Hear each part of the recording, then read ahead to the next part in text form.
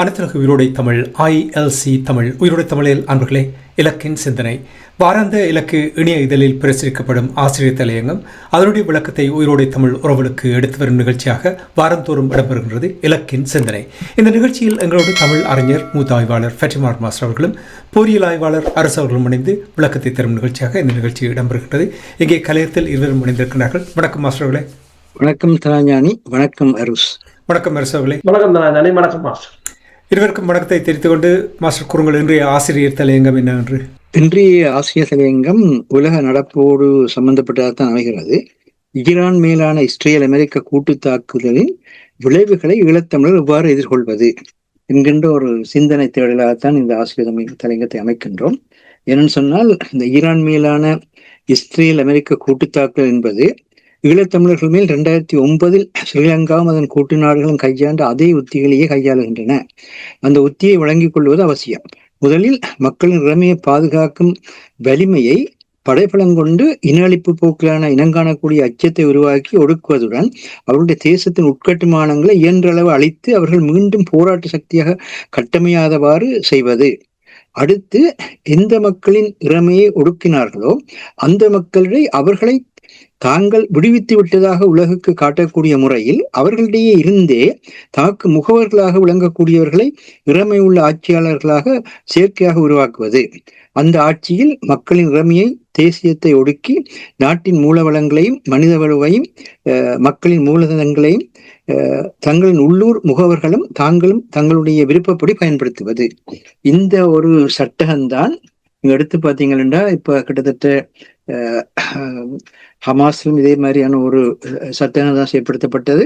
அங்கேயும் இப்பொழுது board of piece என்ற அமைதிக்கான சபை என்ற பேர்ல அந்த மக்களுடைய மண்ணையும் அந்த மக்களுடைய மூல வளத்தை மற்றது மக்களுடைய மனித வலுவையும் அங்கே இருக்கக்கூடிய மூலதனங்களையும் எப்படி பயன்படுத்தலன்னு சிந்திக்கிறார்கள். இதே நிலைதான் உக்ரைன்லயும் இதே மாதிரியான ஒரு செயற்பாடு தான் அங்கேயும் நடந்து கொண்டிருக்கிறது. இதே நிலைதான் இன்றைக்கு ஈரான்ல நடந்து கொண்டிருக்கிறது. அவை இதை பார்க்கிற பொழுது முதல் நாங்கள் தெளிவா புரிந்து கொள்ள வேணும்.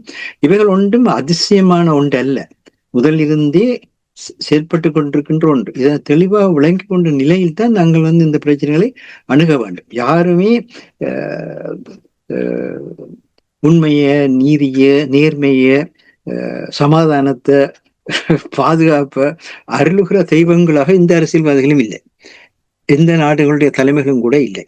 இந்த உண்மையை உணர்த்துவதற்காகத்தான் விதமாக எழுத வேண்டியிருந்தது. இந்த நிலையில் இன்று தொடர்கின்ற ஈரான் மேலான இஸ்ரேல் அமெரிக்க கூட்டுத்தாக்குதலின் விளைவுகளை எவ்வாறு ஈழத்தமிழர் எதிர்கொள்வது என்பது இன்றுள்ள முக்கிய கேள்வியாக உள்ளதன் இலக்கு கருதுகிறது. இந்த எண்ணம் இந்த போர் நீடிக்கும் என்கின்ற விளக்கத்தை இந்திய NDTV தொலைக்காட்சி தெளிவாக அளித்த பொழுதுதான் பிறந்தது. ஈரான் குறைந்த விலையில் சில ஆயிரம் செலவில் செய்து அமெரிக்க இஸ்ரேலின் பல மில்லியன் செலவில் தயாரிக்கப்பட்ட ட்ரோன்களை விட மிக அதிக எண்ணிக்கையில் 83,000 ட்ரோன்களை உற்பத்தி செய்து வைத்துள்ளதாகவும் மாதம் ஒன்றுக்கு 500 ட்ரோன்களை உற்பத்தி செய்யும் வலிமையை கொண்டுள்ளதாகவும் இந்திய போரியல் ஆய்வாளர்கள் சுட்டிக்காட்டியுள்ளனர். இந்த உற்பத்தியை ஈராக் யுத்தத்தில் அமெரிக்கா பயன்படுத்திய லூசி ட்ரோன்கள் ஈராக்கில் விழுந்த காலம் முதலே அதனை எடுத்து உள்ளூரில் செய்ய தொடங்கிவிட்டதால் மத்திய கிழக்கில் குறைந்த விலையில் தயாரிக்கப்பட்ட ட்ரோன்கள் பல நாடுகளும் பதுக்கப்பட்டுள்ள நிலையில் இந்த போரை வான்வழியாக முடிவுக்கு கொண்டு வர நீண்ட காலம் எடுக்கும் என்பது அந்த தொலைக்காட்சி ஆய்வாளரின் கருத்தாக அமைந்தது. சிந்தித்து பார்த்தால் இது உண்மையானதாகவும் உள்ளது. நாங்கள் எங்களுடைய தாயகத்தை எடுத்தாலும் கூட, தாயகத்திலே தேசிய விடுதலை போராட்ட நேரத்திலே எங்களுடைய மக்களே அந்த ஆயுத போராட்டத்தை முன்னெடுக்கக்கூடிய ஆயுதங்களையும் டேங்கிகள் உட்பட பெரிய அளவிலான ஏவுகணைகள் உட்பட அவற்றை செய்வதற்கான அந்த வலிமையை பெற்றதன் காரணமாகத்தான் அவ்விதமான ஒரு சமுதாயம் தோற்றம் பெறுகின்ற பொழுது அந்த சமுதாயத்தை ஒரு சவாலாக கருதி அழிக்கின்ற ஒரு முறைமை தான் இருக்கின்றது.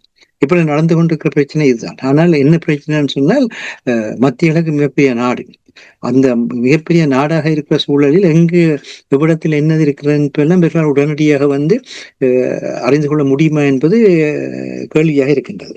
அப்ப இந்த நிலையில் வெளியேற்றங்கள், தட்டுப்பாடுகள், ஆட்கள், பொருட்கள், போக்குவரத்து தடைகள் என பல நிலைகளில் உலகின் நாளாந்த வாழ்வியல் பாதிப்புக்குள்ளாகும் பேரபாயம் வளர்ச்சியடைகின்ற காலமாகவே அண்மை காலங்கள் அமையப் போகின்றன. இது எவ்வளவு காலத்துக்கு நீடிக்கும் என்பது எதிர்கூறக்கூடிய நிலையில் இல்லை. இந்த நிலையில் இந்து மக்களின் இலங்கையை சுற்றியுள்ள பகுதியில் 3/5 தமது வாழ்வாதாரமாக கொண்டிருக்கும் ஈழத்தமிழர்களின் வாழ்வுக்குள்ள பேரிடர்கள் கொஞ்சம் நஞ்சமல்ல. அப்படியானால் ஈழத்தமிழர்கள் இந்த பேரிடர் காலத்தில் எப்படி வரலாற்றுக்கு முற்பட்ட காலம் முதலாக தங்களின் சொந்தமன் என்கின்ற தொன்மையின் தொடர்ச்சியுமான மக்களிடமுடன் இன்று வரை வாழ்ந்து வரும் தாயகத்தில் தங்களின் தன்னாட்சி உரிமையின் அடிப்படையில் தங்களுக்கான பாதுகாப்பான அமைதியுடன் கூடிய வளர்ச்சிகளை முன்னெடுக்கப் போன்றார் என்பதே இப்பொழுது எழுகின்ற முக்கிய கேள்வியாக உள்ளது. இதற்கு பேரிடர் கால முகாமைத்துவ பேரவை ஒன்றை உலகெங்கும் புலம்பதிந்து வாழும் ஈழத்தமிழர்கள் அமைத்து தாயகத்தில் உள்ள ஈழத்தமிழர்களின் பாதுகாப்பான அமைதியுடன் கூடிய வளர்ச்சிகளுக்கு ஏற்ற செயற்திட்டங்களை சமூக நல பொருளியல் தொழில்நுட்ப திட்டங்கள் மூலம் முன்னெடுப்பது சிறந்த வழியாக அமையும் என்பது இலக்கு நிபார கருத்தாக உள்ளது. அரசியல் விருப்பு வெறுப்புகளுக்கு அப்பாற்பட்ட முறையில் மனிதாய தேவைகளை முன்னிறுத்தி இந்த திட்டங்கள் திட்டமிடப்படுகை அவசியமாகின்றது. அவை நாங்கள் எப்பயுமே இந்த ரிஸ்க் மேனேஜ்மெண்ட் என்ற அந்த துறைகளே போற இல்லை. ஆனால் இப்பொழுது மிக தெளிவாக தெரிகிறது, இந்த ரிஸ்க் மேனேஜ்மெண்ட் என்பது ஒவ்வொரு கட்டத்திலும் வந்து நிற்கிறது. எந்த நேரத்தில் எந்த இடத்தில் எந்த மாதிரியான பேரபாயம் பெறும் என்பது இயற்கை நிலையிலும் முடியாததாக இருக்கின்றது, அரசியல் நிலையிலும் இயலாததாக இருக்கின்றது. ஆகவே இப்பொழுது இந்த அரசியல் வேறுபாடுகளை கடந்து இருக்கக்கூடிய மனித ஆற்றல்களை ஒன்று திரட்டி, இருக்கக்கூடிய மூலதனங்களை ஒன்று திரட்டி, எதிர்காலத்தை பற்றி சிந்தித்து அந்தந்த துறைகளை சார்ந்தவர்களை கொண்டு ஒரு பேரிடர் முகாத்துவத்தை நிறுவுவது என்பது மிக முக்கியமான ஒன்றாக இருக்கிறது. இல்லையே இப்ப நடந்து கொண்டிருக்கிற விடயத்தில் எந்த நேரத்தில் எது நடக்கும் சொல்ல முடியாத நிலை போய் கொண்டிருக்கிறது உலகம். யாருமே எதிர்கூற முடியாது இன்றைக்கு நிலையில். அதே நேரத்தில் ஸ்ரீலங்காவின் இன்றைய ஆட்சியாளர்களுக்கு இலங்கை தீவினை சமகால உலக நிலையில் அதன் இருப்பு நிலையில் தக்க வைப்பதற்கு அதன் காலனித்துவ ஆட்சிக்கு முற்பட்ட நிலையில் மக்களின் ஆட்சித்தன்மை உறுதிப்படுத்தப்பட்டாலே அனைவரும் ஒன்றிணைந்து செயற்படும் நல்லெண்ணம் வேகம் பெறும் என்பதையும் இலக்கு நினைவுறுத்த விரும்புகின்றது. 1505 கோட்டை சிங்களவர் அரசும், 1621 யாழ்ப்பாண தமிழர் அரசும், 1815 கண்டி சிங்கள அரசும், 1832 வன்னி தமிழ் சிற்றரசும் காலனித்துவ ஆட்சிக்கு உட்பட்டது என்பது அனைவரும் அறிந்த ஒன்றாக இருக்கின்றது.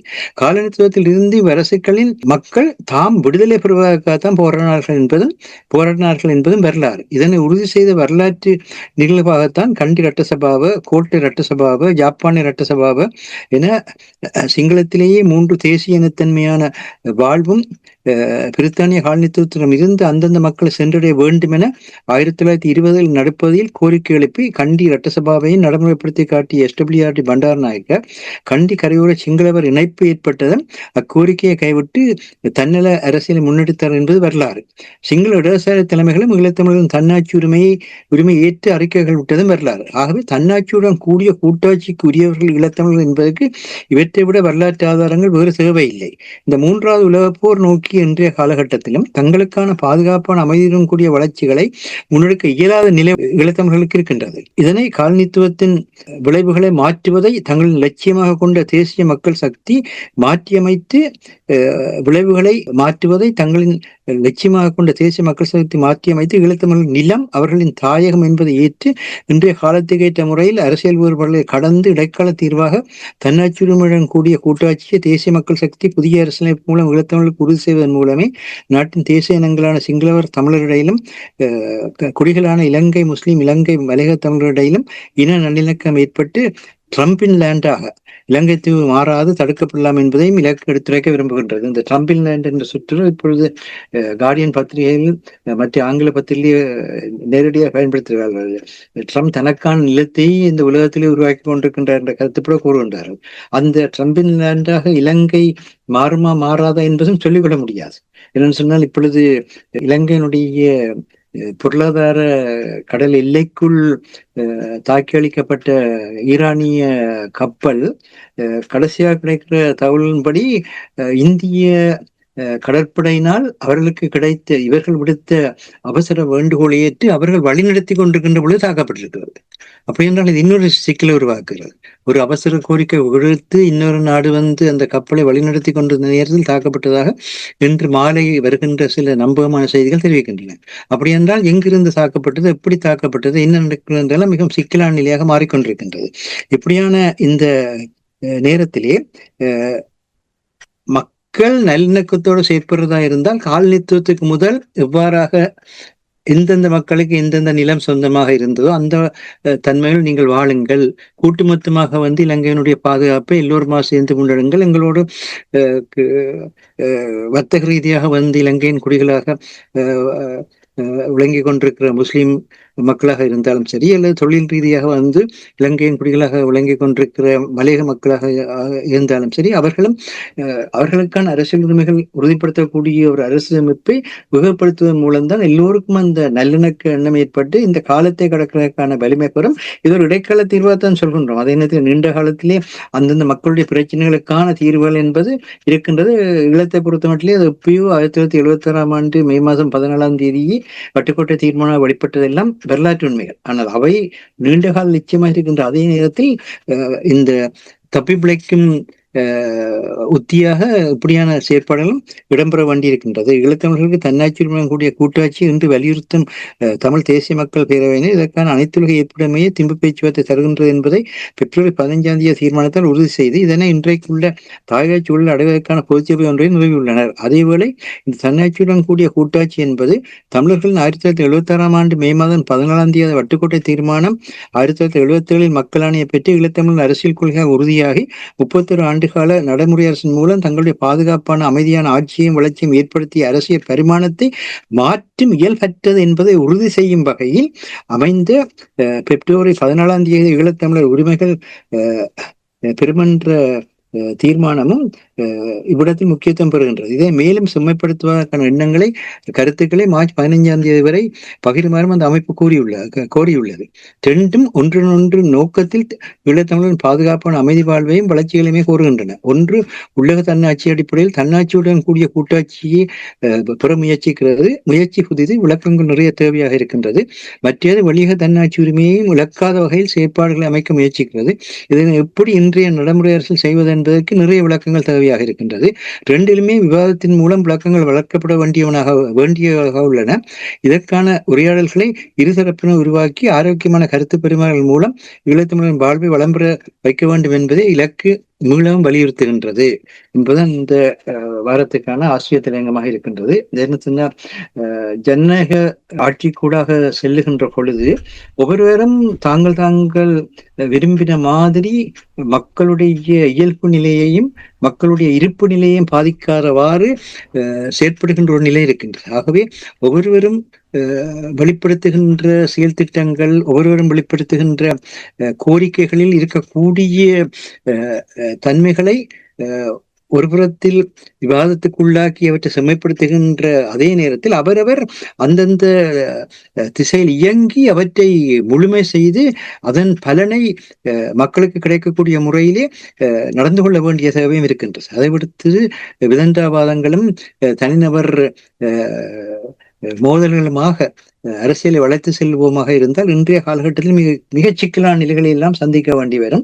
அது மட்டுமல்ல, உலகத்திலே இருக்கின்ற இந்த வல்லாண்மைகளும் மேலாண்மைகளும் முகவர்களை பொறுக்கின்ற நேரம் இது. ஆனோடையினால அநேக முகவர்கள் நீங்கள் தனாஞானி கிரிக்கெட் விளையாட்டில் வீரராக இருந்தால் கூறுகின்றோம், விதமாக கிரிக்கெட் மைதானத்தில் 11 பேர் நின்று ஒரு துடுப்படுத்த ஆடுகிறவரை வெளியேற்ற முயற்சிக்கிறார்களோ அது மாதிரி இங்கு பல முகவர்கள் தோன்றி எங்களுடைய அரசியல் மைதானத்தையே கிரிக்கெட் மைதானமாக இல்லை குப்பை கூலங்கள் நிறைந்த மைதானமாக மாற்றி விடுவார்கள் என்பதுதான் இங்கு இருக்கின்ற அச்சமாக இருக்கின்றது. இப்போ இந்த சூழல் இருக்கின்ற நிலைமைகளை பார்க்கும் பொழுது இந்த அரசியல் நிலைமைகளை பார்க்கும் பொழுது உங்களுக்கு தெரியும், இந்த எட்ரா என்ற அமைப்பு திருவோணமலை பிரகடனம் கொண்டு வந்த அந்த சிவில் சமூகம், இனி அதைத் தொடர்ந்து தமிழ் மக்கள் பேரவை அவர்கள் கூடிய ஒரு திட்டம் ஒன்று வகுத்து கொண்டிருப்பது. இதற்கிடையில் இப்பொழுது சட்டத்திறனிகள் சங்கம் கூடி தொடர்பாக எல்லா நாடாளுமன்ற உறுப்புகளையும் கூப்பிட்டு பேசுகின்றது.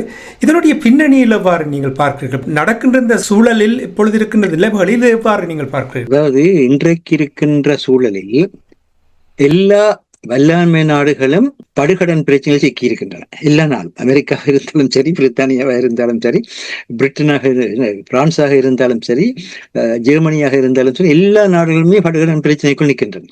இந்த படுகடன் பிரச்சனைக்குள் அவர்கள் தங்களுடைய நாட்டினுடைய நிதி பலத்தையும் தங்களுடைய நாட்டினுடைய பொருளாதார பலத்தையும் இந்த மாதிரியாக எங்கு போய் யாரிடத்தில் இருந்து கட்டியணைத்து பெறுவது அல்லது முட்டி மோதி பெறுவது என்ற நிலையில் தான் இருக்கின்றார்கள். இதுதான் அரசியலா போயிருக்கின்றது. அப்படியான ஒரு சூழலில் இந்த சிறுதேச இனங்களாக இருக்கின்ற ஈழத்தமிழர்களை போன்றவர்களுடைய பிரச்சனைகள் பெரிதாக உலக கவனத்துக்கு எடுக்கப்பட மாட்டார். அது இயல்பு. இப்படியான நேரத்தில் எங்களுக்குள்ளே இருக்கக்கூடியவர்கள் தங்களால் இயன்றதை செய்வதில் எந்த தவறும் இல்லை. ஆனால் அந்த மாதிரி சேப்பிடுற நேரத்தில் ஒரு பொது இணைப்பு இருக்க வேண்டும். நாங்கள் இந்த நோக்கத்துக்காக இதை செய்கிறோம், நாங்கள் இந்த நோக்கத்துக்காக இதை செய்கின்றோம் என்ற அந்த பொது நோக்கம், அதே நேரத்தில் ஒருவர் பகைவர்களாக பார்க்காமல் ஒவ்வொன்றிலும் இருக்கின்ற உயர்ந்ததை முன்னெடுத்து கொண்டு செல்கின்ற ஒரு தன்மையை உருவாக்கினால்தான் அது முடியும். ஆனால் நீங்கள் சொல்ற மாதிரி இப்பொழுது அநேக இதில் ஈடுபடுவதற்கு காரணம் நாடுகள் பல விதத்திலே பின்னணியிலே நின்று அக்கறை காட்டுகின்றன, அமைப்புகள் பல விதத்திலே அக்கறை காட்டுகின்றன. அவைகளுடைய பின்னணியிலும் இவர்கள் செயற்படுகின்றால் ஒன்று. மற்ற இன்னொரு விஷயம் என்னென்றால், ஒவ்வொரு நாட்டில் இருக்கிற மக்களையும் இந்த சர்வதேச மட்டத்தில் இருப்பவர்கள் தங்களுக்கு ஏற்ற மாதிரியாக தயார் செய்கின்ற வேலை செய்து கொண்டே இருப்பார். அது உலக அரசியல். ஆகவே அதுக்கேற்ற மாதிரி படிப்பிப்பார்கள், அதுக்கேற்ற மாதிரி கருத்தியல்களை உருவாக்குறதுக்கான தன்மையில கொண்டு வருவார்கள், அதுக்கேற்ற மாதிரி நிதியீட்டங்களை செய்வார்கள், வழிநடத்துவார்கள். ஆகவே இன்று ஈழத்தமிழற்ற பிரச்சனை ஒரு இலங்கை தீவின் எல்லைகளுக்கு உட்பட்ட பிரச்சனை அல்ல, உலகளாவிய நிலையில் இருக்கிற பிரச்சனை. இந்த நிலையில்தான் உலகெங்கும் புலம்பதிந்திருக்கின்ற மக்கள், ஈழத்தமிழ் மக்கள், அவர்கள் இதனை மிக கவனமான முறையிலே அணுகி தங்களுக்கான ஒரு பொதுவான சபைகளை உருவாக்கி அதையும் நிபுணத்துவ நிலையிலே உருவாக்கி அதிலே இளையவர்களை சேர்த்து இளையவர்களை அவர்களுடைய திசையிலே தங்களுடைய மண்ணுக்கும் மக்களுக்குமான, தங்களுடைய தாய் தந்தையரின் மண்ணுக்கும் மக்களுக்குமான அந்த வளர்ச்சிகளை ஏற்படுத்த அனுமதித்து விதமான பல திட்டங்களை கொண்டு வந்தால்தான் இது நிறைய பெறுமே தவிர கடைசி மட்டும் அதுக்காக தான் நான் சொன்னேன், ஒரு பேட்ஸ்மேனை 11 பேர் கண்காணிக்கிற மாதிரி இன்றைக்கு உலகத்தில் இருக்கிற நாடுகள் எல்லாம் இலங்கைக்கு இறங்கி நிற்குது. அந்த அடிப்படையில பார்க்கலதான் இப்ப இன்றைக்கு 2வது கப்பலும் இலங்கையினுடைய பொருளாதார கடல் எல்லைக்கு அருகில் நிற்கிறது என்ற செய்தி கொண்டிருக்கிறது. ஆகவே அந்த பிரேசத்தை நோக்கி எல்லாமே நகரும். அது மாத்திரம் ஒரு ஆபத்து என்றால் அங்குதான் ஓடி வருவார்கள் என்றால் இந்து மக்களுடைய பகுதி. இப்படியான சூழலில் எங்கட பக்கத்தை எப்படி பாதுகாக்கிறன்ற பற்றி யாருக்குமே அக்கறை இல்லை. அந்த பாதுகாக்கணும்னா அங்க இருக்க மீனவர்களுக்கான இன்றைக்கு யாழ்ப்பாணத்தினுடைய மீன்பிடி வள அமைச்சர் சந்திரசேகரம் சுந்தர் மீனவர்களை இலங்கை கடலுக்கு அப்பால் போகாதீர்கள் சொல்கின்றார். இப்ப இலங்கை கடலுக்கு அப்பால் போகாதீங்கள் என்றால் இலங்கை கடல் எல்லைக்குள் மீன்கள் மற்றவர்களால் அள்ளப்படுவதை நீங்கள் தடுப்பீர்களா? மற்றவர்கள் வலிமைமிக்கவர்கள் அதையும் அள்ளிக்கொண்டு சென்றால் இந்த இலங்கை கடல் எல்லைக்குள் அவர்கள் தண்ணியை குடிச்சிட்டு வாரது, அது கேள்வியாக இருக்கின்றது. உண்மை. நன்றி மாஸ்டர். அரசர்களுடைய உங்களிடம் வருகின்ற மாஸ்டருடைய தலையங்கத்தில் மாஸ்டர் கூறும் பொழுது கூறினார் ட்ரம்பின் லேண்ட் என்று சொன்னார். உங்களுக்கு தெரியும், மத்திய கிழக்கு நாடுகள் தங்களுடைய அணுகுமுறையை மறு பரிசீலனைக்க வேண்டிய ஒரு நிலைமையை ஏற்படுத்தி இருக்கின்றது. அதற்கு காரணம் என்னவென்றால், நீங்கள் கூறினீர்கள் அமெரிக்கா எங்களை காப்பாற்ற வரும் என்று எதிர்பார்த்தோம், ஆனால் அப்படி ஒரு நிலைமையை ஏற்படுத்தவில்லை என்று நீங்கள் கூறினீர்கள். அப்படி என்று சொன்னால், இப்போ மத்திய கிழக்கு நாடுகள் மறு பரிசீலனைக்கும் பொழுது இனிவரும் காலங்கள், இப்போ மாறிவரும் இந்த உலகத்தில் இனிவரும் காலத்தில் இவ்வாறான ஒரு நிலைமை, ஒரு தளத்தை கொடுக்க மறுப்பதற்கான ஒரு நிலைமை ஏற்பட்டால், இங்கே உங்களுக்கு தெரியும் இலங்கை என்ன நிலைமையில் இருக்கின்ற என்று தெரியும். இப்போ இலங்கை போன்ற நாடுகளை அமெரிக்கா மடக்கி தங்களுடைய கட்டுப்பாட்டுக்குள் கொண்டு வருவதற்கான ஒரு நிலைமை இங்கே ஏற்படுத்துவதற்கான இந்த சூழல் மாறிக்கொண்டு வருகின்ற என்று நீங்கள் நம்புகிறீர்களா? உண்மைதான். என்னென்று சொன்னால், மத்திய கிழக்குல அந்த ஒரு மாற்றம் இந்த ஈரான் போர் பெரிதாக ஏற்படுத்தி இருக்கின்றது. உண்மையில் 2023 அக்டோபர் 7 அது ஆரம்பித்து விட்டது ஹமாஸின் தாக்குதலுடன். அது இங்கு வரும் என்றதை யாரும் கணிக்கவில்லை. ஆனால் போரியல் அதாவது பல நாடுகளின் ராஜதந்திரிகள், போரியல் நிபுணர்கள் கணித்திருப்பார்கள் அது ஒரு மாற்றத்துக்கான ஆரம்பம் என்று சொல்லி. அதை இப்போது இங்கு ஈரான் போர் வந்து அந்த மாற்றத்தை ஏற்படுத்தி இருக்கின்றது. இதுவரை காலமும் அமெரிக்கா தங்களை பாதுகாக்கும், அமெரிக்காவின் ஆயுதங்களை வைத்து விட்டாலே ஒருவரும் கிட்ட வர மாட்டினம் என்று எண்ணியவர்களுடைய கனவெல்லாம் தகர்ந்து போய்விட்டது. அமெரிக்கா இந்த தளங்களே அனாதரவாக கிடக்கின்றது. எந்த தளங்களை வைத்து தங்களை பாதுகாப்பார்கள் என்று நினைத்தார்களோ அந்த தளங்களில் இருந்தவர்கள் ஆடம்பர விடுதிகளை நோக்கி ஓடி இருக்கிறார்கள், மக்களின் குடியிருப்புகளை நோக்கி ஓடி இருக்கிறார்கள். தாட் ஏவுகணை தான் அமெரிக்காவின் இடைமறைப்பான்கள் அல்லது வான் பாதுகாப்பில் மிக தலை சிறந்தது. பேட்ரியாட்டை விட தாட் வந்து அது மிக தலை சிறந்தது. அது எக்ஸ்பென்சிவான மிசைல்ஸ். நீங்கள் இந்த கட்டார் என்ற தளத்தை நீங்கள் பார்த்தீங்கன்னு சொன்னால் செய்மதி படங்கள் அந்த தாட் ஏவுகணைகள் எரிந்தபடியும் அறகுறையாகவும் யாரும் கைவிடப்பட்ட நிலையில் அந்த ஏவுகணைகள் அங்கு கிடக்கின்றன. இப்போது தென் கொரியாவிடம் இருந்த ஏவுகணைகளை கேட்டிருக்கிறது அமெரிக்கா தங்களுக்கு தரும்படி இங்கு கொண்டு வந்து தாக்குதலுக்கு. தென் கொரியா கொடுத்து விட்டால் அங்கால வடகொரியாவை நீங்கள் சொல்ல தேவையில்லை, என்றால் அவர்கள் உன்னிப்பாக பார்த்து கொண்டிருப்பார்கள். இப்ப அது மட்டுமல்லாது ஆயுதம் ஒரு வளம் இருக்கும் போது பொருளாதார ரீதியா இந்த எத்தனையோ பில்லியன்களை முதலீடு செய்தார்கள். இந்த அரபு நாடுகள் அத்தனையும் அமெரிக்காவில் எத்தனையோ பில்லியன்களை முதலீடு செய்தார்கள். ஏனைய ஐரோப்பிய நாடுகள் இந்த நாடுகளில் முதலீடுகளை செய்தார்கள். எல்லாம் இப்போது கேள்விக்குறியாக போய்விட்டது. இப்போ என்னென்று சொன்னால் இந்த பொருளாதாரம் தான் தற்போதைய போரில் பொருளாதாரம் தான் அந்த போரின் போக்கை தீர்மானிக்கும். சோவியத் ஒன்றியம் வீழ்ந்த போது 1989களில் பொருளாதாரம் வீழ்ந்ததால் தான் சோவியத்து வீழ்ந்தது. ஆனால் அந்த ஆயுதத்தை தக்க வைத்ததால் தான் மீண்டும் எழுந்தது. ஆனா மீண்டும் எழுந்ததுக்கு ரஷ்ய அதிபர் வந்து பூட்டின் வந்து என்ன செய்தார்? முதலில் ஊழல்வாதிகளை நாட்டை விட்டு துரத்தினார். துரத்தி போட்டு அந்த நாட்டை முதல் மீட்டெடுத்தார் பொருளாதாரத்தில். அதுக்கு பிறகுதான் இப்போதும் கூட இந்த போரில் எப்பயோ ரஷ்யா விழுந்திருக்கு. 2022ஆம் ஆண்டு ஆரம்பித்த போர் பொருளாதாரத்துக்கான வியூகங்களை வகுத்ததால் தான் போர் நிற்குது அல்லது போறப்பு. இப்ப பொருளாதார மையத்தை தான் ஈரான் குறிவைக்கின்றது. ஈரான் குறிவைக்கிறது முழுக்க பொருளாதாரம். இது மட்டுமல்ல, உலகத்தின் பொருளாதாரம் நேற்று மட்டும், அதாவது 48 மணி நேரத்துக்கு $3.4 டிரில்லியன் இழந்திருக்கிறது இந்த உலக நாடுகள் அனைத்தும். அதில் அதிகமாக இழந்தது ஜப்பான், தென் கொரியா, அமெரிக்கா போன்ற நாடுகள்.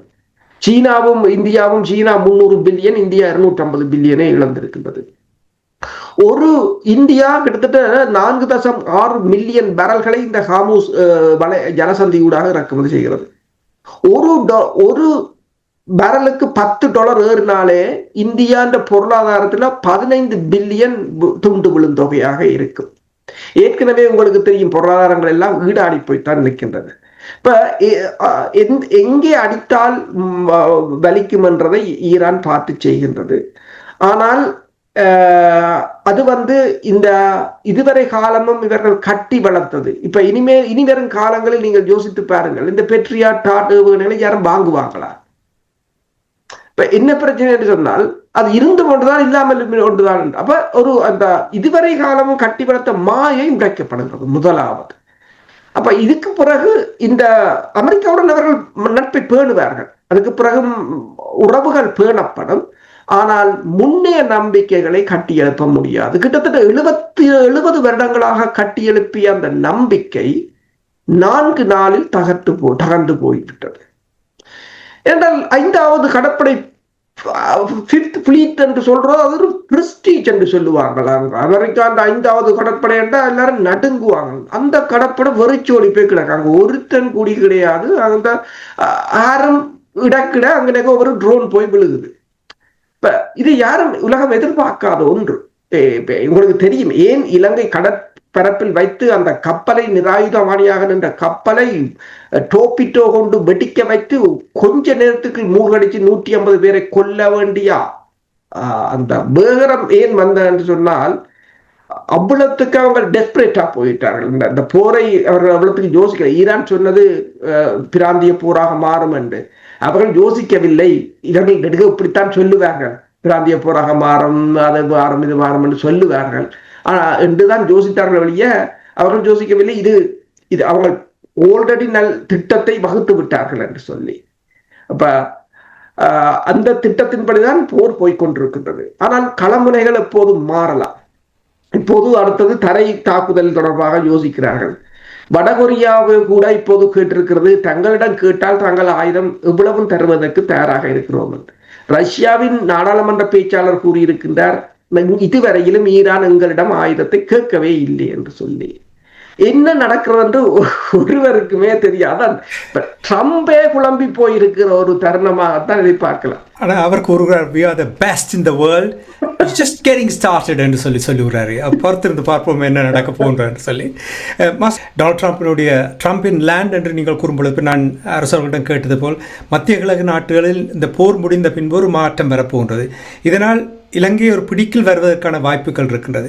அப்படி ஒரு நிலைமை ஏற்பட்டால் ஈழத்தமிழர்கள் எவ்வாறு இதை கையாள வேண்டும் என்று நீங்கள் எதிர்பார்க்கிறீர்கள்? ஈழத்தமிழர்களை பொறுத்த மட்டில் முதலில் அவர்களிடத்தில் இருக்கிற நிதிப்பலத்தை, அவர்களிடத்தில் இருக்கிற அறிவாற்றலை, அவர்களிடத்தில் இருக்கிற தொழில்நுட்ப அனுபவத்தை, ஆற்றலை ஒருங்கிணைக்க வேண்டிய தேவை உள்ளவர்களாக இருக்கின்றார். ஒரு சிறுதேச இனம் எப்பொழுதும் தன்னுடைய சொந்த முயற்சி கூடாகவே வாழ வேண்டிய தேவையை கொண்டிருக்குது. நீங்க பாத்தீங்கன்னா யாழ்ப்பாணத்துல எல்லாரையும் படிபடின்னு சொன்னது அதுக்காக. என்ன சொன்னால் ஒவ்வொருவரும் சொந்த முயற்சிகளால நிற்க வேண்டிய ஒரு நிலையை கொண்டதான் சிறுதேச இனங்களுடைய தன்மை. அப்ப சிறுதேச இனங்கள்ல இருந்து எவ்வளவுத்துக்கு எழுச்சி வருகிறதோ, எவ்வளவுத்துக்கு பொருளாதார உயர்ச்சி வருகிறதோ, அதைத்தான் உலகம் பயன்படுத்தி எங்களுக்கான எதிர்காலத்தை உருவாக்குமே தவிர, அதை விட்டு போட்டு உங்களுக்கு நீதிக்கு நேர்மைக்கு உண்மைக்கு பக்கத்து அணிக்கிறதுக்கு உலகத்துல இந்த பெரிய இவ்வளவாயிரம் கொடுமைகள்லாம் நடக்கல. மற்ற நாடுகள் எல்லாம் இப்போ உதாரணமா எடுத்தால் இன்றைக்கு முஸ்லீம் நாடுகள் எடுத்தீங்கன்னா, முஸ்லீம் நாடுகள் ஒரு காலத்துல ஒற்றுமையினுடைய சின்னமாக இருந்தது. ஒரு முஸ்லீம் தேசத்துல ஒரு ஆணி விழுந்தது என்றால் எல்லா முஸ்லீம் தேசமும் அதிரும், அப்படியாக இருந்தது ஒரு கட்டத்துல. ஆனா இன்றைக்கு அந்த முஸ்லீம் தேசங்களே இன்றைக்கு என்ன மாதிரியா மாற்றப்பட்டிருக்கான்ற பாக்குறோம்.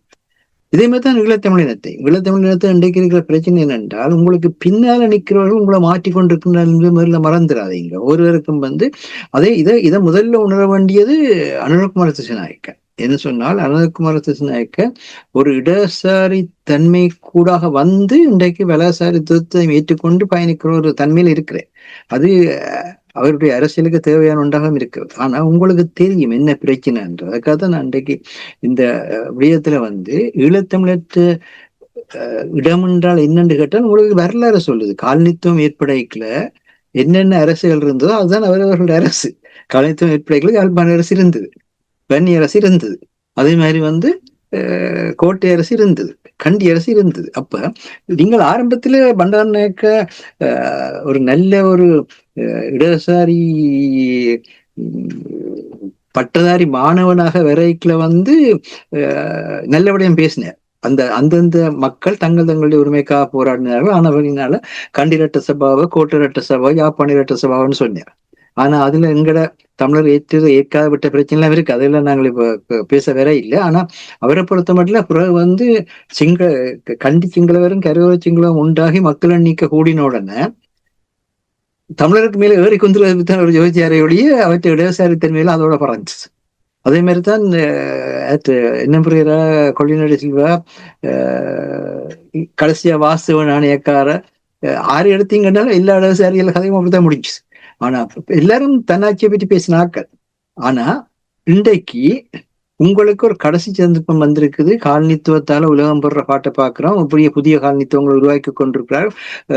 அமெரிக்காவினுடைய அமைச்சர்கள் வெளிப்படையாவே சொன்னார்கள், அதாவது இன்றைய சூழலில் நாங்க புதிய காலனித்துவங்களை உருவாக்கி ஆக வேணும். புதிய காலனித்துவம் இல்லாவிட்டால் எங்களால் பொருளாதார வளத்தையும் சுரண்ட முடியாது, மனித வலுவையும் சுரண்ட முடியாது, மூலதனங்களையும் கொள்ளையடிக்க முடியாது. காலனித்துவம் வந்தால் தான் முடியும். அப்ப காலனித்துவ ஆபத்திற்கு நீங்க சொன்ன மாதிரியாக இலங்கை ஒரு சிறு தீவு.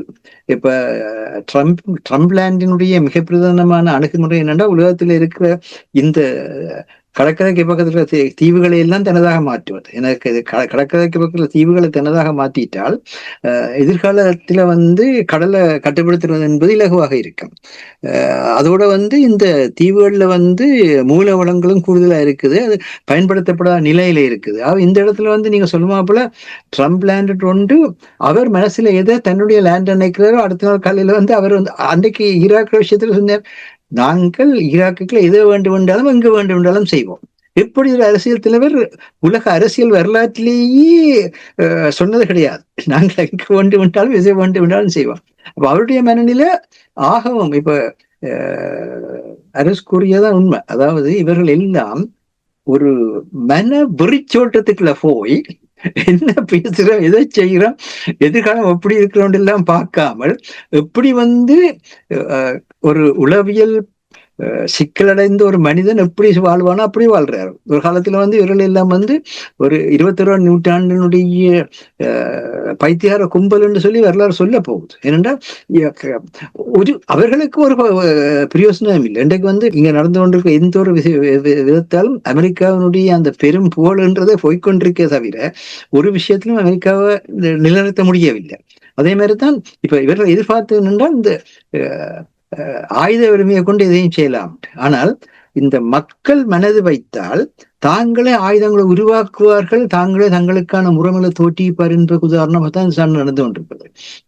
இப்படியான சண்டையில நீங்கள் வான்வழியாகவும் வெல்ல முடியாது, ஆயுத ரீதியாகவும் வெல்ல முடியாது. ஒன்று ஆக்களை கொண்டு குவிக்கலாம். இலங்கையில ஈழத்தமிழர்களை கொண்டு குவித்தீங்கள். ஆனால் ஈழத்தமிழர்களை கொண்டு குவித்ததுல விளை இன்றைக்கு நீங்களே இன்றைக்கு அடிமைப்பட்டு போற தன்மையில நிற்கிறீங்க. அந்த ஈழத்தமிழர்களை நீங்கள் அந்த நேரத்துல அந்த பிரச்சனையை சரியான முறையில நீங்கள் அணுகி இருந்தீங்கள் என்றா இன்றைக்கு இந்த பொருளாதார நெருக்கடியை உலகம் அனுபவிக்கிற நேரத்துல இலங்கை தீவு அதுல இருந்து விடுபட்டு இருக்கு. ஆனால் இன்றைக்கு இலங்கை தீவு இப்ப உதாரணமாக இப்ப சொல்றார்கள் மத்திய கிழக்கோட 6% தான் எங்களுக்கு வர்த்தக தொடர்பு இருக்குது, ஆனால் இது எங்களை பாதிக்காது. உங்களுக்கு 6% வர்த்தகத்தில் இருக்கின்றது உண்மை, அது உங்களை பாதிக்காவிட உண்மை. நீங்கள் அமெரிக்காவோடும் ஐரோப்பிய ஒன்றியத்தோடும் பிரித்தானியாவோடு தான் நிக்க போறீங்க, இந்தியாவோடு தான் நிக்க போறீங்கன்றது உண்மை, சீனாவோடு நிப்பீங்கன்றதும் உண்மை. ஆனா ஏற்பட போற விலைவாசி ஏற்றங்கள், ஏற்பட போற உணவு தட்டுப்பாடுகள், பொருள் தட்டுப்பாடுகள் உங்களையும் பாதிக்கும்ன்றதை மறந்துடுறீங்க. அந்த சூழல்ல உங்களுக்கு வெளியிடத்துல இருந்து வர்ற வெளிநாட்டு பணங்களும் எல்லாம் தடுமாற போகுது. உதவி பணங்கள், அரசாங்கங்கள் உதவி பணங்கள், அப்படி ஒரு உதவி பணத்தை ஒருவர் போட்டால் அதிலிருந்து 10 மடங்கு எப்படி உங்கள்கிட்ட இருந்து உழைக்கலாம் என்ற நிலையில்தான் கொடுபடுமே தவிர உங்களுக்காக இறங்கி எந்த ஒரு நாட்டையும் இன்னொரு நாடு தூக்கி விடுற நிலையில் இன்றைக்கு இல்லை. எப்படியான ஒரு சூழல்ல இதை தயவு செய்து இந்த பிரச்சனையில அந்த இன்றைக்கு காலனித்துவ ஆட்சி ஏற்படைக்கல யார்கிட்ட அதே கண்டிச்சிங்களும் கருவச்சிங்களும் உண்டா போயிட்டீங்க, அப்ப நீங்க அதை வச்சுக்கொள்ளுங்க சிங்கள நாடுன்ற ஒரு பிரச்சனையும் இல்லை. அப்ப மீதி இருக்கிறது தமிழத்தை யாழ்ப்பாண அரசும் வன்னி அரசும் இருந்த பிரதேசம் தான் இருக்குது. அந்த அரசை மக்களுக்குரியது சொல்லுங்க, மக்களுக்குரியது உங்களுக்குரியது, நீங்கள் உங்களோட பக்கத்துல நீங்கள் பாதுகாப்பாக அமைதியான வளர்ச்சியில ஏற்படுத்துங்க, நாங்க எங்களோட பக்கத்துல பாதுகாப்பான அமைதியான வளர்ச்சியில ஏற்படுத்துறோம். 2 பேருமா சேர்ந்து இலங்கை தீவுக்கு ஒரு பிரச்சனை வந்தால் நாங்கள் கை கொடுப்போம். ஏன் விடுதலை புலிகளும் ஐக்கிய தேசிய கட்சியின் பிரேமதாசா உணஞ்சு நின்று இந்திய படையை வெளியேற்ற ஒரு வரலாறு வர இல்லையா? அப்ப இலங்கை தீவுக்குள்ள பிரச்சனை வருமாக இருந்தால் எல்லோரும் இணைய வேண்டிய தேவை வரும் என்ற எல்லோருக்குமான தாய்நாடாக இருக்குது. அதை நாங்கள் தாய்நாடுன்றதுக்கு பிறகுதான் மிச்சமான அரசியல் தன்மை எல்லாம் வரும். தாய்நாட்டுகள் நாங்கள் எப்படி வாழ்றோன்றது எங்களோட சம்பந்தப்பட்ட பிரச்சனை. எங்களோட சமத்துவத்தை, எங்களோட சகோதரத்துவத்தை, எங்களோட சுதந்திரத்தை வலியுறுத்த எங்களோட பிரச்சனை. ஆனா தாய்நாட்டையே நாங்கள் சிக்கலுக்கு உள்ளாக்கினோம் என்று சொன்னால் எதற்கு மேல அதுக்கு பிறகு உங்களுடைய ஆட்சியில் நடத்த போறீங்க? நாளைக்கு அங்க இன்னொரு தேசத்தினுடைய ஆட்சி அல்லது இன்னொரு நாட்டில இருந்து ஆணையிடுற ஆட்சி. இப்ப ஒருவர் அங்க வந்திருந்து ஆட்சி செய்ய வேண்டிய தேவை கூட இல்லை. இருந்த இடத்துல ஒரு இடத்துல இருந்து ஒரு இடத்துல எதை ஒன்றாலும் செய்யற நிலை இருக்குது. இப்படியான நேரத்துல நல்லிணக்கம் தேவைன்னு சொன்னால் மக்களுடைய மண்ணை மக்கள்கிட்டே கொடுங்க. மலைய மக்கள் உழைத்து அவர்களுடைய இரத்தத்தால் உருவான பகுதி அவர்களுக்கே உரியது. முஸ்லிம் மக்கள் வர்த்தக ரீதியாக பணியாற்றி அந்த தங்களுடைய முயற்சியினால அவர்கள் ஈட்டின அந்த நிலங்கள், அந்த சொத்துகள் அவர்களுக்குரியது. அது நீங்க பறிக்க முடியாது. அவர்களுடைய உழைப்புல யாருமே உங்களிடத்துல இருந்து எதையுமே கைப்பற்ற இல்லை, பறிக்க இல்லை. அதே மாதிரி ஈழத்தமிழர்களுடைய மண்ணும் ஈழத்தமிழர்களுடைய உழைப்பும் ஈழத்தமிழர்களுக்குரியது. அதை கொடுங்கள். அப்படி கொடுக்கின்ற அந்த தன்மையை நீங்கள் ஒரு பொது உடைமை தன்மையாக பேசுகிற உங்களால் செய்ய முடியாது என்று சொன்னால், ஒன்றில் நீங்கள் பொது உடைமைவாதிகளாக நடித்திருக்கிறீர்கள், இதன் மூலமாக பொது உடைமை கொள்கைக்கு நீங்கள் கேவலத்தை ஏற்படுத்துகிறீர்கள். மறுபுறத்துல இன்றைக்கு இருக்கிற சூழ்நிலையில இலங்கை நீங்க சொன்ன மாதிரி ஒரு சில செகண்டுக்குல இன்னொரு நாட்டுக்கு நிரந்தர காலனித்துவ நாடா மாறுற ஆபத்துக்களே இருக்குது. அதை காப்பாற்றுற மக்களுக்கு இடையில இணைப்பு வேணும், ஒற்றுமை வேணும். அப்படி ஒற்றுமை வாடுறதா இருந்தால் நீங்கள் மக்களுடைய வாழ்விடம் இது முதலாவது இந்த மண் எங்களின் சொந்த மன்றான் பிரச்சனையோ ஒழிய இங்கே ஒருவரும் பிரிவினை கேட்கவும் இல்லை, ஒருவரும் ஒன்றையும் எடுக்கவும் இல்லை. அப்படித்தான் மலைய மக்களாக இருந்தாலும் முஸ்லீம் மக்களாக இருந்தாலும் ஒரு உழைப்பால அவர்கள் அந்த மண்ணில தங்கள் நிறுவி கொண்டவர்கள். அவர்களுக்கு அந்த மண்ணிலேக்கு உரிமையை உங்களால் யாராலுமே பறிக்க முடியாது, பறிக்கவும் கூடாது. அப்படியான ஒரு தன்மை இருக்கின்ற பொழுது இந்த உழைப்பை தயவு செய்து மாறி இங்க உழைப்பால தான் மாத்தலாம். அப்ப இதுக்கு தேவை என்ன? இதெல்லாம் பேசுறதுக்கு ஒரு எல்லா துறையிலும் ஒரு உரையாடல்கள் முன்னெடுக்கப்பட வேணும். அதுக்கத்தான் சொன்னான். இப்ப 14 தீர்மானம் திருவண்ணாமலை தீர்மானம் நிக்குது.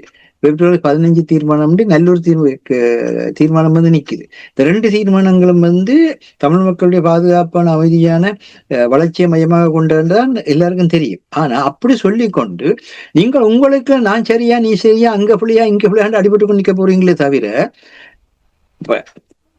இதை முன்னெடுத்து கொண்டு போய்க்கல என்னென்ன மாதிரியாக ஒவ்வொன்றும் கட்டமைக்கப்பட வேண்டும், என்ன மாதிரியாக எழுதப்பட வேண்டும், என்ன மாதிரியாக பேசப்பட வேண்டும் பற்றி பேசுறீங்க இல்லையே. ஏன் இப்ப நீங்கள் ஒரு இடத்துல இதுதானே பிரச்சனை மாஸ்டர். இப்போ இப்போ நீங்கள் கூறிய விடயம் தொடர்ந்து 16 ஆண்டுகளாக இருக்கிறது. ஒரு உதாரணத்துக்கு பாருங்கள், சுரேஷ் சாலை அவர்கள் கைது செய்யப்பட்டிருக்கின்றார். கைது செய்யப்பட்டதும் அங்கே தெற்கிலங்கையில் போர்க்கொடி துவக்கி இருக்கிறார்கள் என்றால் விடுதலை புலிகளை அழித்தொழிப்பதற்கு எவ்வளவோ முன்னின்று செயல்பட்டவர் என்று. அது மட்டும் இல்லாமல் தமிழ்ச்செல்வன் அவர்களை நேரடியாக அங்கிருந்து தகவலோடு நேரடி தொடர்புள்ளோடாக அவரை கொல்லக்கூடிய ஒரு நிலைமையை ஏற்படுத்தி தந்திருக்கின்ற என்று கூறும் பொழுது இவ்வளவு சவால்களோடு இப்பொழுது கட்டுப்பாட்டில் இருந்த பொழுது கூட இவ்வாறு இயங்கினார்கள் என்றால், இப்பொழுது அந்த கட்டுப்பாடு இல்லாத நேரத்தில் இலங்கை தீவில் இப்படியான மாற்றங்கள் வரும்பொழுது இது இன்னும் அவ்வளவு சவாலை ஏற்படுத்த போகிறது தமிழர்களுக்கு. அதை விட பெரிய சவால் என்னவென்றால், நாங்கள் இனமத பேதமற்ற அரசை உருவாக்குறோம் சொல்ற தேசிய மக்கள் சக்தி எப்படி அனுமதிக்கிறது?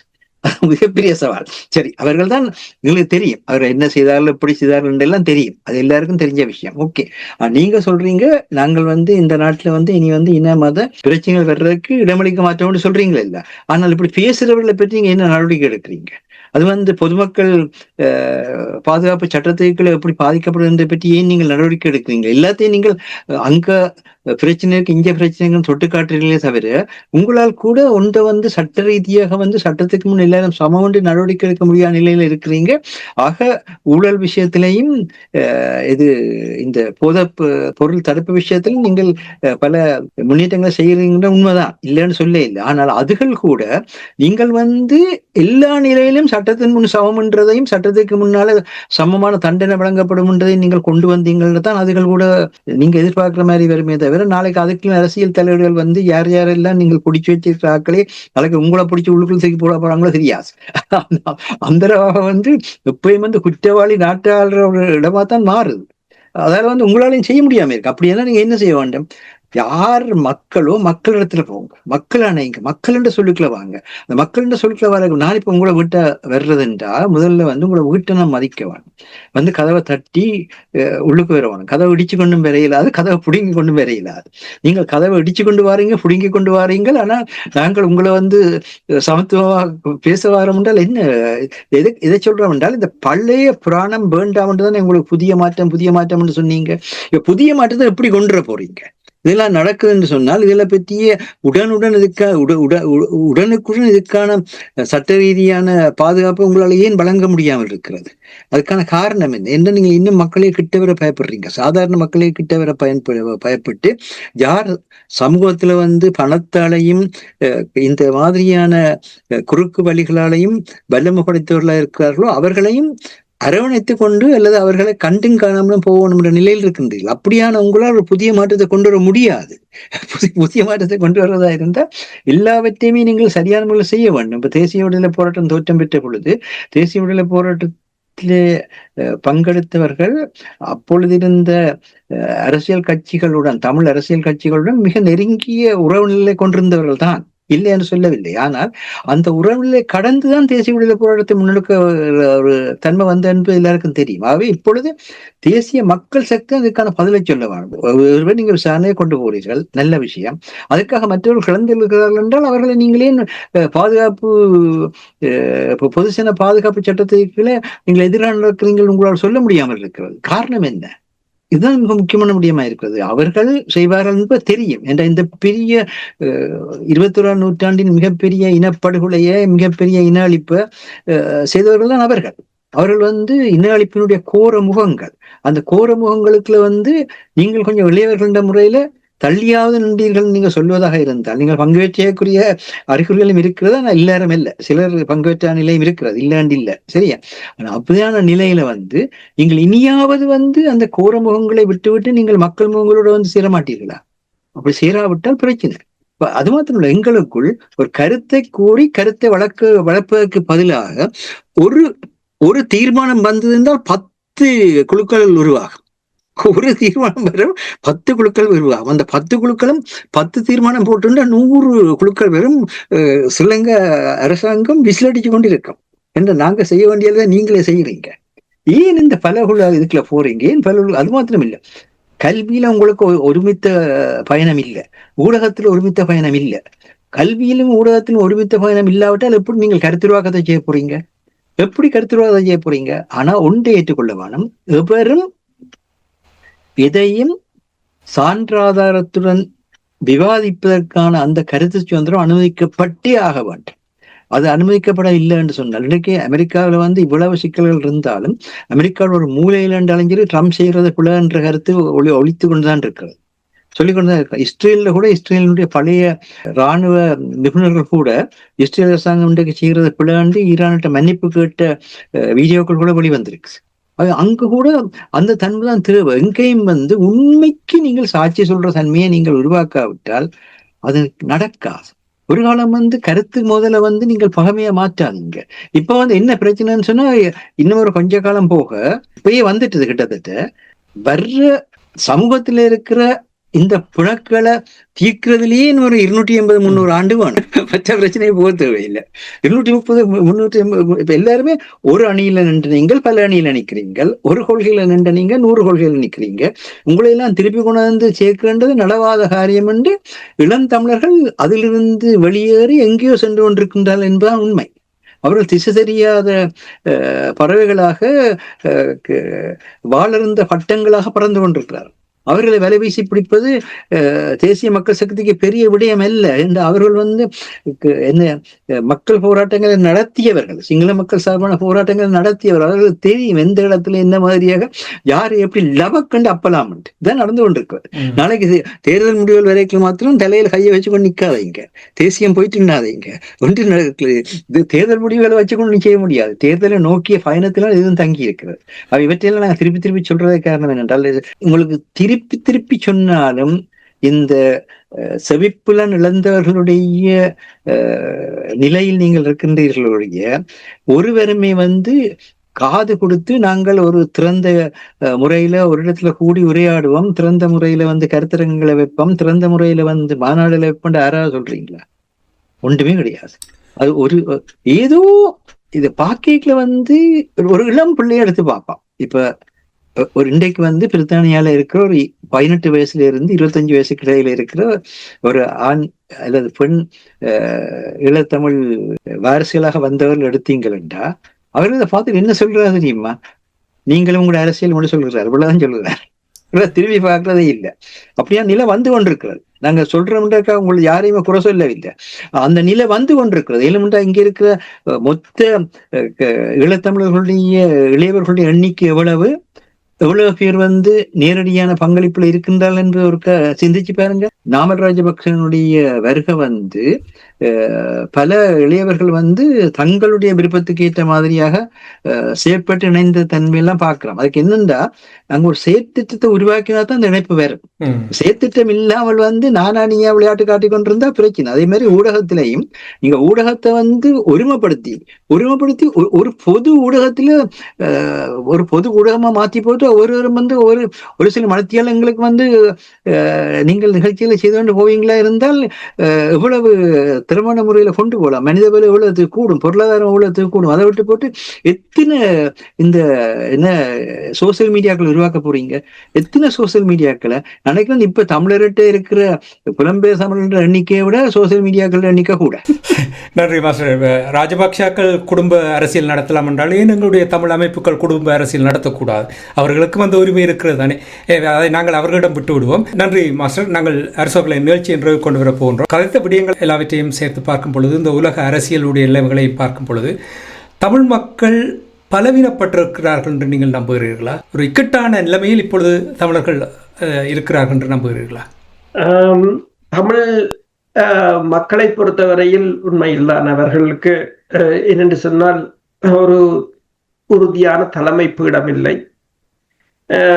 அவர்களுக்கு வருகின்ற சந்தர்ப்பங்களை எல்லாம் அதை அவர்களுக்கு சாதகமாக மாற்றுவதற்கு எவருமே இல்லை என்ற அரசியல்வாதிகளும் சரி அமைப்புகளும் சரி எவருமே இல்லை என்ற ஒரு அனாதரவான நிலையில் தான் இருக்கிறார்கள். இது ஒரு பிளான் என்று பல உதாரணம். ஈரான் கூட எங்களுக்கு ஒரு உதாரணம். தலைமை பீடம் அழிந்தது. எத்தனை தடவை அழிந்தது, எத்தனை தளபதிகள். ஆனால் அடுத்த தலைமுறை கையில் எடுத்து போகிறது. அயத்துல்லா ஹமேனி இறந்தாருன்னா அவற்ற மகன் அடுத்த தலைமுறையாக வர்ற. ஆனால் மகன் இல்லாட்டி இன்னொருவர் எடுத்து நடத்தி கொண்டுதான் போவார். அப்ப ஏன் ஈழத்தமிழர்களால் அப்படி செய்ய முடியவில்லை? அயத்துல்லா ஹமானி இறந்தவுடன் எல்லோரும் துண்ட காலம் துணியை காலம் வந்து அமெரிக்காட்ட ஓடி வந்து ஐக்கிய நாடுகள் சபையில முறையிட்டு இருந்தவங்களா யோசிப்பாங்க. என்னென்றால் அயத்துல்லா ஹமானிக்கு மேல குண்டு விடுதல் வையுங்க. உடனே என்ன செய்யறது? ஓடிப்போய் அமெரிக்காட்ட இருந்து புலம்பெயர் தேசத்துல இருக்கிற ஈரானாக்கள் எல்லாருமா சேர்ந்து அமெரிக்காவிட்ட ஓடி போய் காலில் விழுந்து இந்த அல்லது அடிச்ச இஸ்ரேல்கிட்ட ஓடி போய் காலில் விழுந்து, இப்ப நாங்கள் செய்யற மாதிரி எங்களை அடிச்சவர்கள்ட்ட போய் காலில் விழுந்து அவங்கள்ட்ட கெஞ்சி மன்றாடி ஒரு ஐக்கிய நாடுகள் சபையில ஒரு கடிதத்தை கொடுத்துட்டு அங்க இருக்கிற மக்களை சொல்றது இப்படி வரப்போகுது ஐக்கிய நாடுகள் தரப்போகுதுன்னு சொல்லி கொண்டு இருந்தால் யோசிச்சு பாருங்க. இப்ப இதுக்கும் அதுக்கும் எங்களுக்கு கண்ணுக்கு முன்னால இவ்வளவு உதாரணங்கள் இருக்கின்றன. அப்ப என்ன பிழையாக வழி நடத்தப்பட்ட என்று சொல்லுகிறீர்களா? வழி நடத்த பிழையாக இல்லை, வழி நடத்த ஆக்கள் இருந்தா தானே பிழையாகவும் சரியாகவும் சொல்லலாம். வழி நடத்துவதற்கு துணிச்சல் வேணும். நீங்கள் நிபுணராக இருக்கலாம், அறிவாளியா இருக்கலாம், என்னவாகவும் இருக்கலாம், உங்களுக்கு ஒரு துணிச்சல் வேணும். அதுதான் அந்த முக்கியமானது. ஒரு இப்ப ஈரான்ல இருக்கிற இன்றைக்கு கழிச்சு கொண்டு வெளிவார அமைச்சர் நாளைக்கு செத்து போறான். அவங்களுக்கு தெரியாது, இன்றைக்கு நாளைக்கு இப்படி எழும்பு வர தெரியாது. அப்படித்தான் இருக்கு அந்த நிலைமை. ஆனாலும் இருக்கிறார், ஓடவில்லை, இருக்கிறார், அங்கதான் இருக்கிறார். கமேனியை சொன்னார், மேல இருக்க வேண்டாம், அடிப்பாங்க, அடிக்கட்டும், நான் எந்த உயிர் போகும் போது ஒரு புரட்சி வடிக்கும். அதான் அவர் சொன்னதை தவிர சரணடைஞ்சு அவனை பிடிச்சி இவனை பிடிச்சி அங்க பிடிச்சி இங்க பிடிச்சி தலைவர் சொல்லிடுறார் ஆயுதத்தை கொடு மௌனிக்க சொல்லி. இப்பவும் சில பேர் அன்றைக்கு நாங்க ஆயுதத்தை மௌனிக்க சொல்லி தலைவர் சொன்னா தலைவர் வந்து சொல்லும் வரையும் ஆயுதம் மௌனமாய இருக்குமா? ஓகே, யாருக்கு சொன்னவர்ன்ட்டு அவருக்கும் தெரியாது, யார் சொன்னாங்கன்னு தெரியாது. இப்படி ஒரு இனத்தில்தான். ஆனால் பிரச்சனை இல்லை இப்ப. ஆனாலும் பாருங்கள், அமைப்புகள் தீர்மானங்கள் அதுகள் இதுகள் என்று வந்து கொண்டு அது இப்படித்தான் அலை அடிச்சு ஓயும். ஒரு மரம் விழுந்து பெரிய மரம் விளைக்க அந்த கொப்புகள் எல்லாம் கொஞ்சம் நாளை கிடந்து அதுகள் எல்லாம் சருகி அது திருப்பி உக்கி போய் திருப்பி அடுத்த தளிர் வரும் வரையிலும் இப்படித்தான் இருக்கும். அப்படி என்றால் ஒரு பலவீனமான நிலையில் இருக்கிற நீங்கள் எத்தனையோ சந்தர்ப்பங்கள் வந்தது, எத்தனையோ விளக்கங்கள் இப்ப கூடி அதை பயன்படுத்துவதற்கு கூட பயன்படுத்த முற்படுபவர்கள் கூட விடுகிறார்கள் இல்லை. அதுதான் பிரச்சனை. அதான் ஒரு விடயத்தை தொடங்கினால் உடனடியாகவே அடித்து அதை தரமட்டமாக்கி விடுவார். அதுதான் பிரச்சனை. ஒரு ஆள் இப்ப ஒருத்தருக்கு ஒவ்வொரு கொள்கை இருக்கும், ஒருத்தருக்கு ஒவ்வொரு திட்டம் இருக்கும். முதல் அவன் திட்டத்தை நீங்க நிறைவேற்ற விட வேண்டும். அது சரி, இது போகலாம், அது போகலாம், அங்க போகலாம், இங்க போகலாம் என்றால் கடைசி தானம் செய்யறதில்லை. அதான் பிரச்சனை. இப்ப நான் ஒருத்தரை விமர்சிக்கும் போது ஆனால் அதை விட ஒரு பலமான திட்டத்தோட வரணும், சொல்லணும். ஓகே, அதை இப்போ நிரூபிச்சு காட்டணும். அதுதானே முக்கியம். சயின்டிபிக் தியரியிலேயே பாருங்க, ஒரு தியரியை நீங்கள் பிள்ளை என்று செய்ய அவங்க என்ன கேட்கிறாங்க, இன்னொருத்தன் அந்த மற்ற தியரிக்கு எவிடன்ஸோட வாரா. பல தியரி முதல் வருது சயின்ஸ்ல, பிறகு அந்த தியரியை விட்டு இன்னொரு தியரிக்கு, இப்ப அட்டமிக் ஸ்ட்ரக்சர்ல கூட முதல் இருந்த டால்டன் தியரியை வந்து மாஸ்டர் தியரி ஓவர்டேக் பண்ணி, அவன் கொண்டு வந்த எவிடன்ஸ் சரியா இருந்தது. ஆனால் அது வரையும் அந்த தியரியை அவங்க பிள்ளை என்று சொன்னேன் ஏற்றுக்கொண்டாங்க. ஏன்?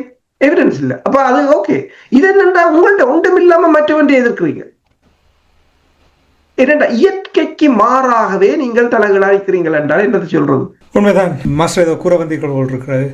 இல்ல, நான் சொன்னது என்னென்றால் இதிலும் வந்து நடுநிலை வேணும். எங்களுடைய விருப்ப வெறுப்பு வேற. ஆனால் ஒரு நிகழ்வையோ அல்லது வந்து ஒரு கூற்றியோ நாங்கள் எடுத்து நோக்குகின்ற பொழுது அதனுடைய தன்மை என்பது நடுநிலையில் நின்று பேச முற்பட்டால்தான் அரிஸ்டாட்டில் அந்த துணிவு என்பது வரும். நாங்கள் முதலே ஏற்கனவே பக்க சார்பு தன்மை எடுத்து இது எனக்கு எதிரானது, அவருக்கு ஆதரவானது என்று அந்த தன்மையுடன் நீங்கள் எதை அணுகினீங்கன்னாலும் உங்களால் வந்து எதுவும் செய்ய முடியாது. ஒன்று உங்களோட தன்மையை வளர்க்கறதுக்கு போய் கடைசியா வந்து அதால பிரிவினம் இல்லா போகும், இல்லாட்டி அவரை எதிர்க்கிறதுக்கு போய் அவரையும் இல்லா பண்ணி போட்டு நிற்போம். ஆகவே நடுநிலைமைன்றது என்னன்னு சொன்னால், அந்த நடுநிலைமையில நிக்கைக்குள்ள ஒவ்வொருவரிலும் இருக்கிற சிறப்பை கயக்கும். அதான் உயர்ந்த மாற்றுதை உலகம் என்று தொல்காப்பியம் சொன்னார். ஒவ்வொருவரிலும் இருக்கிற சிறப்பை கழிச்சிங்கன்னா சிறப்போட நினைவுகளால்தான் வரும். இது ஒவ்வொருவரிலும் இருக்கிற தவறைத்தானே பேசுறான். ஒருவரிலும் இருக்க தவற பேசினால் அதன் விளைவு எப்படி வரும்? தவறுதான் வரும். தவறுகள கூட்டம் தவறுதான் வரும், சிறப்புகள கூட்டம் சிறப்பு தான். இதுக்கு எல்லாவற்றுக்கும் அடிப்படையாக இருக்கிறேன் என்றால், அடுத்தவனை நான் வந்து துன்புறுத்த மாட்டேன் மனநிலையிலிருந்து ஒரு உறுதியெடுப்பீங்களா இருந்தால் அடுத்தவனை துன்புறுத்தாத வகையில எல்லாம் சரியா வரும். ஆனா இது வந்து அடுத்தவனை துன்புறுத்துறதால தான் நான் எனக்கான ஒரு தனித்துவத்தை இல்லை எனக்கான ஒரு பேரை ஈட்டலாம் என்ற நிலையில செயற்பட்டால் இதே பிரச்சனை தொடரும். இன்றைக்கு ஈரான்ல இவ்வளவு பிரச்சனை நடந்தும் ஈரானுடைய அந்த ஆட்சியாளர்களை பற்றி யாராவது ஏதாவது குறை சொல்லி இருக்கார்களா? அதை பற்றி அவர் கதைக்கவே இல்லை.